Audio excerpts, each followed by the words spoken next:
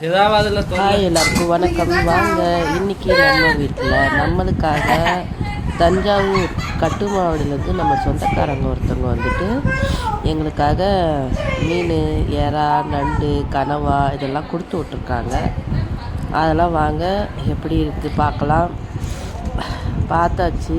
அதுக்கப்புறம் அதை தனித்தனியாக பிரித்து பசங்கள்லாம் அதை பார்க்கவும் ஸோ எக்ஸைட்மெண்ட். அது எங்கள் சின்ன பொண்ணுக்கு வந்துட்டு பர்த்டே கிஃப்ட்டு ஒன்று வந்திருக்கு, ஓப்பன் பண்ணி பாருன்னு சொன்னோம்.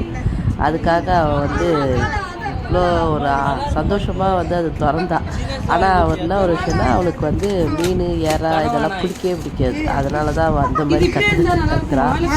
அது ஒரு வழியாக பார்த்துட்டு என்னென்ன எல்லாமே தனித்தனியாக எடுத்துட்டு கனவா வந்து தொக்கு பண்ணியாச்சு, மிளகு சீரகம்லாம் போட்டு. அதே மாதிரி நண்டும் கிரேவி பண்ணியாச்சு.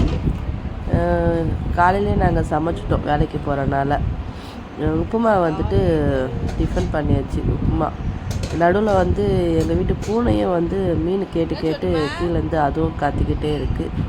அதுக்கும் வேணும் அப்படின்ட்டு மீனெல்லாம் வந்து எடுத்து வச்சிட்டோம். ஆக்க நேரம் இல்லை.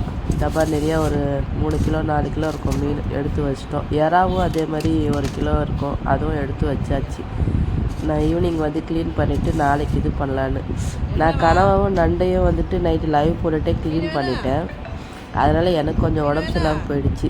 நம்ம வீட்டு செல்லக்குட்டிக்கும் மீன் வேணுமா, கத்திக்கிட்டே இருக்கா மியாவ் மியாவுன்ட்டு. அவளும் எங்கள் கூட ஒருத்தவங்கள ஆகிட்டா, ஃபேமிலியில்